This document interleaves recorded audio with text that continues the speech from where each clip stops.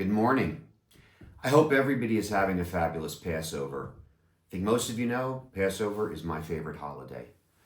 Has all the components you need to really consider being Jewish, and every important Jewish value is somehow wrapped up in Passover. But this morning, I really want to speak to you about the Jewish calendar that kind of begins with Passover. If you didn't know, Passover occurs in the Hebrew month of Nisan, which is actually the first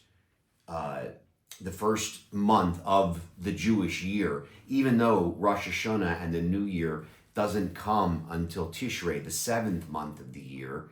It's just a calendar quirk, according to the Talmud. Rosh Hashanah occurs 163 days from the first day of Passover. It's really not that far away.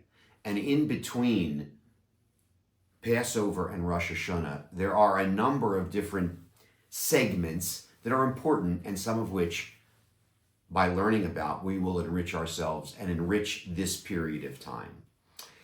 So, for example, you should know that between Passover and the 17th of Tammuz, and I'll tell you about that in a minute, there are 92 days.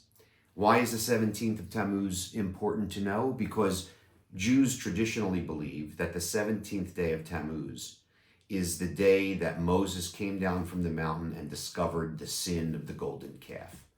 Now imagine that. Just 92 days after the most momentous event in all of Jewish history, the Exodus from Egypt, the event that really is the template for everything Jewish in many ways, for our values and ideas, the commitment to freedom, the commitment to understanding what it means to be enslaved. All of these things are wrapped up in the narrative of the Exodus. And then 3 months later, we find ourselves at the sin of the golden calf.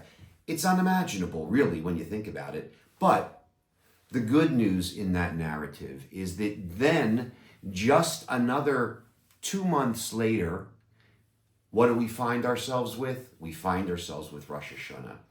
We learn from this really up and down, peaks and valley kind of time, that life is a series of events, some of which are great highs, like the Exodus from Egypt, some of which are tremendous lows, like the sin of the golden calf.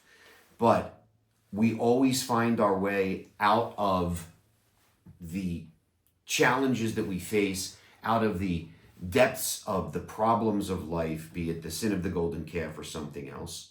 We know that soon enough, the world will change, and with a commitment to improving ourselves, just as the Jews did after the golden calf, we can seek a redemption once again with Rosh Hashanah and then Yom Kippur.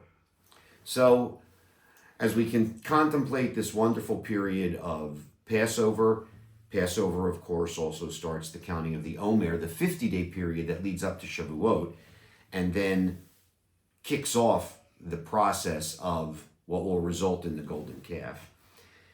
We think about the ups and downs of the Jewish people, about the ups and downs of our own life, and about the knowledge that Judaism truly teaches tomorrow can be better than today.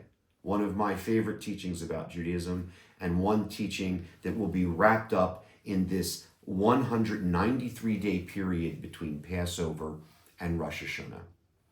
I'm looking forward to seeing you tonight in the Gur Sanctuary. We are going to be observing Yizkor 5:30. I hope you're going to join us. It'll be followed by a somewhat shortened service so that we can adjourn to celebrate the last evening of Passover with the B-side, all of the great things that happen in the Seder that don't happen until after you eat. I'm looking forward to seeing you there. On behalf of the entire staff of Temple Judea, I wish you a Chag Sameach and Shabbat Shalom.